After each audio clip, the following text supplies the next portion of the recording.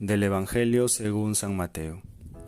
En aquel tiempo se reunieron los fariseos para ver la manera de hacer caer a Jesús con preguntas insidiosas en algo de que pudieran acusarlo.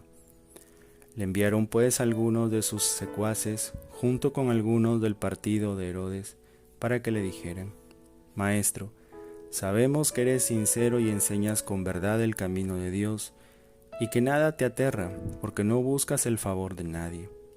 Dinos pues, ¿qué piensas?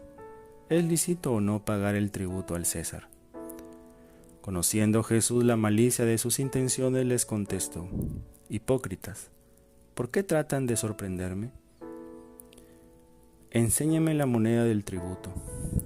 Ellos le presentaron una moneda. Jesús les preguntó: ¿De quién es esta imagen y esta inscripción? Le respondieron: del César. Y Jesús concluyó: Den pues al César lo que es del César, y a Dios lo que es de Dios. El Evangelio de este domingo 29 del tiempo ordinario nos presenta la célebre y tan comentada frase de Jesús: Den al César lo que es del César, y a Dios lo que es de Dios. Muchos han querido interpretar la frase como una clara división entre lo terrenal y lo espiritual, lo político y lo religioso. Constituye un anacronismo pretender transferir la mentalidad moderna de separación iglesia, Estado, política y religión al mundo antiguo. En realidad, no estaba en la pretensión de Jesús establecer claras líneas divisorias que nos sirvan como recetas para no caer en confusiones. El contexto en el cual Jesús pronuncia esta frase es sumamente problemático. Palestina de aquella época sufre la ocupación romana que impone el cobro de impuestos onerosos con un emperador que se irrogaba potestades y atributos divinos. Hay descontento popular, pequeños grupos de judíos rebeldes que pretenden liberarse del yugo opresor, así como también algunos colaboracionistas del mismo pueblo que se acomodan y sacan provecho del poder, lucrando con el cobro de impuestos. Los judíos nacionalistas veían como una humillación el sometimiento a un poder extranjero. Jesús logra escapar a una trampa puesta por sus adversarios, quienes buscan comprometerlo, enfrentándolo con el pueblo o con el poder romano. En efecto, responder directamente a la cuestión planteada conllevaba a un dilema indisoluble. Decir que era legítimo pagar impuestos era ponerse en contra del pueblo y de parte del poder opresor. Por otro lado, afirmar que no era legítimo pagar impuestos era enfrentarse al poder romano, que lo podía considerar un subversivo, contrario al orden. La respuesta de Jesús deja totalmente sorprendidos a sus interlocutores, a quienes les traslada el problema. Eran ellos los que tenían que discernir lo que es del César y lo que es de Dios. El César representa no solamente al emperador, entonces gobernante, que era Tiberio, sino también el poder político y económico ejercido en cualquier pueblo o nación. Es lícito gobernantes y autoridades legítimamente constituidos que puedan exigir tributos a sus ciudadanos a fin de brindarles los servicios que requieren, siempre que no implique un abuso de poder. Los cristianos deben obediencia a las legítimas autoridades. Están obligados a cumplir las leyes de un Estado, siempre y cuando éstas no sean contrarias a la ley de Dios. No en pocas ocasiones se han presentado conflictos allí donde una autoridad pretende dictar normas y disposiciones contra la ley natural, atentatorias del derecho a la vida, la libertad religiosa, etc. En tales circunstancias no existe para el ciudadano la obligación moral de cumplirlas, siendo válidas la objeción de conciencia para no ejecutar acciones contrarias a las propias convicciones éticas y religiosas, pues hay que obedecer a Dios antes que a los hombres.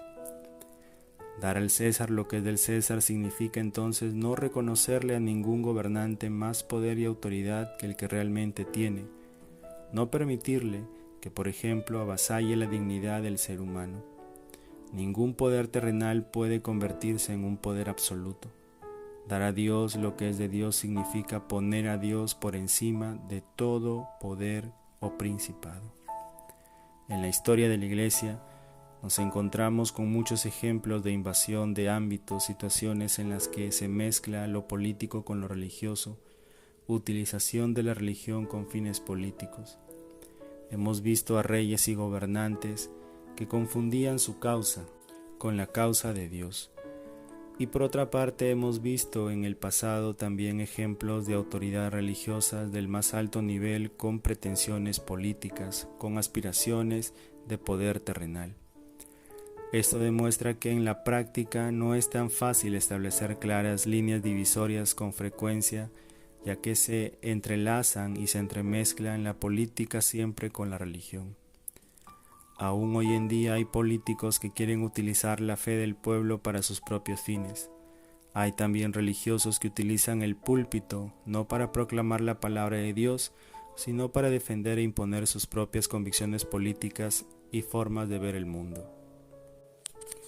La evangelización busca una transformación a nivel individual y social. Transformar con la fuerza del Evangelio los criterios de un juicio, los valores determinantes, los puntos de interés, las líneas de pensamiento, las fuentes inspiradoras y los modelos de vida de la humildad, que están en contraste con la palabra de Dios y con el designio de la salvación. La política tiene que estar al servicio del hombre. Lo religioso no puede ser reducido a lo espiritual o un ámbito separado del resto de actividades humanas. También, en este penúltimo domingo del mes de octubre, cada año, generalmente que coincide con el domingo 29 del tiempo ordinario, la Iglesia celebra la Jornada Mundial de la Oración por las Vocaciones, conocida como el Domum. Es una ocasión para reflexionar sobre la identidad de la Iglesia, que es por naturaleza misionera, enviada al mundo a anunciar el Evangelio en cumplimiento del mandato de Jesús. Resulta impensable una iglesia que no esté movida por el impulso misionero o que renuncie al anuncio de la verdad. El Papa Francisco ha destacado últimamente la labor importante que tienen los jóvenes en esta labor evangelizadora. El joven debe ser protagonista de la evangelización en su propio contexto, con su propia familia, en el colegio, en la universidad. Es importante que todos formemos parte de esta familia misionera, porque todos somos iglesia. Nadie está exceptuado de contribuir a la misión de la iglesia. También no debemos olvidar que el Espíritu Santo es el verdadero protagonista de la misión. Por tanto, tenemos que abrirnos a la acción del Espíritu, dejarnos mover por Él. El evangelizador debe transmitir una experiencia de fe. La gente no quiere tanto un discurso sobre Dios, sino tener una experiencia de Dios.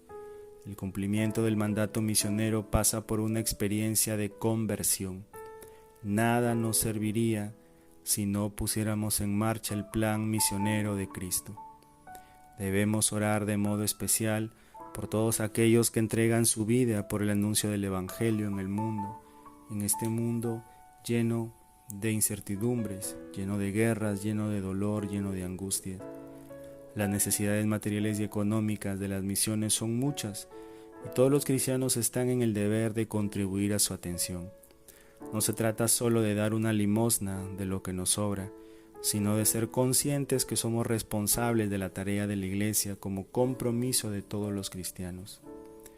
La contribución económica personal es el signo de una oblación de sí mismos, en primer lugar al Señor y luego a los hermanos, porque la propia ofrenda material se convierte en un instrumento de evangelización de la humanidad que se construye sobre el amor. Que el Señor Todopoderoso nos ayude en este domingo a poder cumplir fielmente con la labor de evangelización en el mundo.